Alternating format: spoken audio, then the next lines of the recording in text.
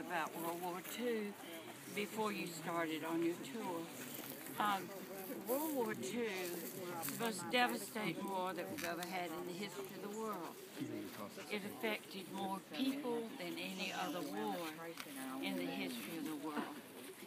And it brought about more lasting changes than any other war that's ever been fought. One of them being that it ushered in the atomic age. The three of the major causes of World War II were things that were not solved in World War I kept festering, particularly in the area of Germany. And because they had not been solved, they kept agitating people. Another cause of the Second World War was the rise of dictators. And many of these dictators who rose to power were fanatics like Hitler, who thought everyone should be destroyed except certain kinds of people.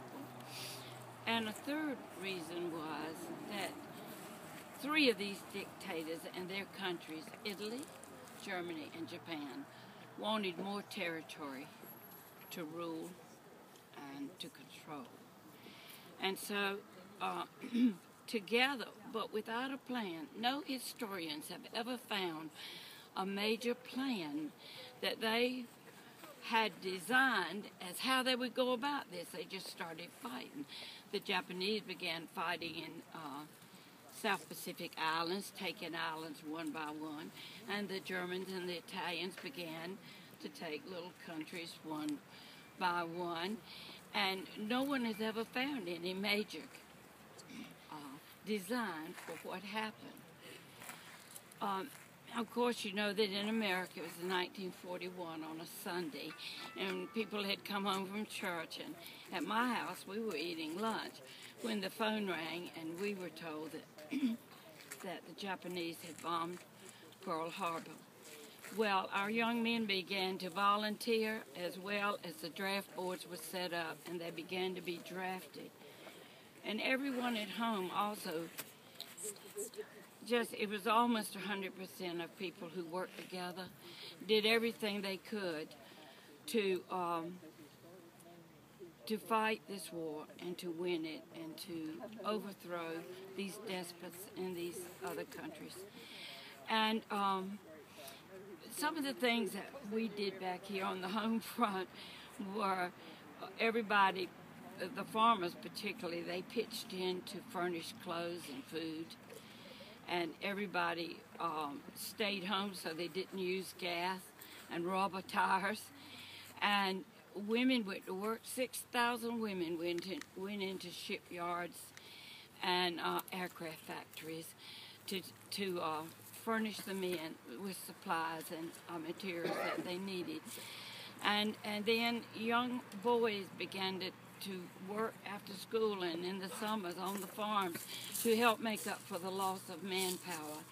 And those of us that were younger, we did things like watch for airplanes. They built a shelter over the town hall, and we would work 2-hour shifts, and we would report any plane we saw to Seymour Johnson Air Force Base, and we would tell them, you know, if it was a twin engine or multiple engines or whatever. And just everybody pitched. The women knitted, and they sent things to the Red Cross. And the young women went to USOs and danced with the servicemen, and everybody wrote and sent cards. And at night, everyone listened to the news on the radio. Can you imagine a war with no television? That's what we had. So tonight you're going to meet real people from Faison who served either on the front or on the home front. And I hope you'll enjoy meeting them. They really were home heroes. Whichever way they did it, everyone really pitched in and worked together. And your leader is right here. This is your tour guide. Our tour guide. Hi. I see we're going to have